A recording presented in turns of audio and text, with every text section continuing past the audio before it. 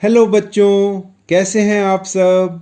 मैं आशा करता हूं कि आप सभी स्वस्थ होंगे और गर्मियों की छुट्टियों का भरपूर आनंद ले रहे होंगे। आज लेकर आया हूं बहुत प्यारी सी कहानी जिसका शीर्षक है दो बाज। बहुत समय पहले की बात है। एक राजा को उपहार में किसी ने बाज के दो बच्चे भेंट किए। वे बड़ी ही अच्छी नस्ल के थे और राजा ने कभी इससे पहले इतने शानदार बाज नहीं देखे थे। राजा ने उनकी देखभाल के लिए एक अनुभवी मंत्री को नियुक्त कर दिया।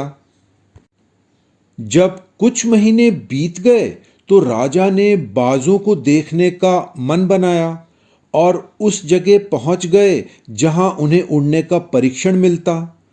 राजा ने देखा कि दोनों बाज काफी बड़े हो चुके थे और अब पहले से भी ज्यादा शानदार लग रहे थे। राजा ने बाजों की देखभाल कर रहे मंत्री से कहा, मैं इनकी उड़ान देखना चाहता हूं, तुम इन्हें उड़ने का इशारा करो। मंत्री ने ऐसा ही किया। इशारा मिलते ही दोनों बाज उड़ान भरने लगे। पर जहां एक बाज आसमान की ऊंचाइयों को छू रहा था, वहीं दूसरा कुछ ऊपर जाकर वापस उसी डाल पर आकर बैठ गया जिससे वह उड़ा था। यह देख राजा को कुछ अजीब लगा। राजा ने सवाल किया, क्या बात है मंत्री? जहां एक बाज इतनी ऊंची और अच्छी उड़ान भर रहा है, वही ये दूसरा बाज थोड़ा ही ऊपर जाकर वापस क्यों आ गया? मंत्री ने कुछ मायूस भरे अंदाज में कहा, जी हुजूर, इस बाज के साथ शुरू से ही यही समस्या है। वो इस डाल को छोड़ता ही नहीं, बस थोड़ा उड़कर वापस वहीं आ जाता है।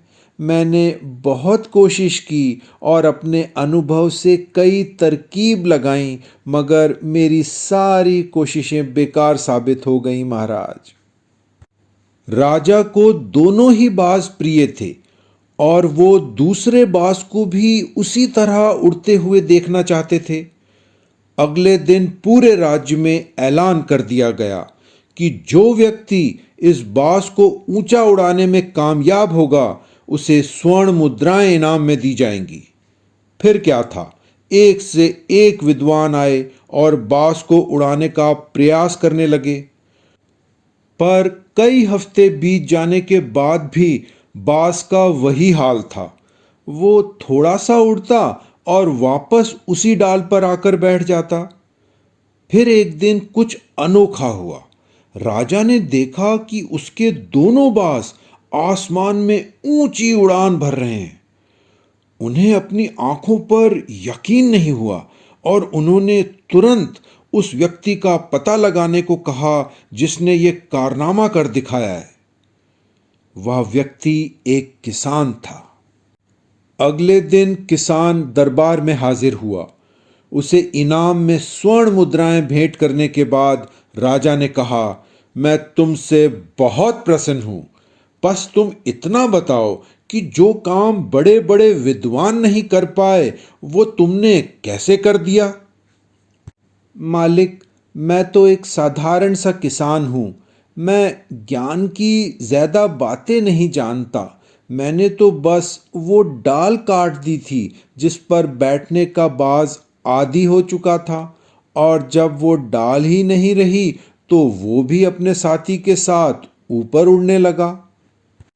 प्यारे बच्चों, हम सभी ऊंचा उड़ने के लिए ही बने हैं, लेकिन बहुत बार हम जो थोड़ी सी सफलता पा लेते हैं उससे ही संतुष्ट होकर बैठ जाते हैं।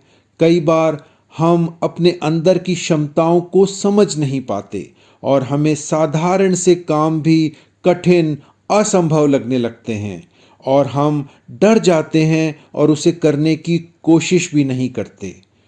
बच्चों, कभी भी अपने आप को कमतर मत जानिए।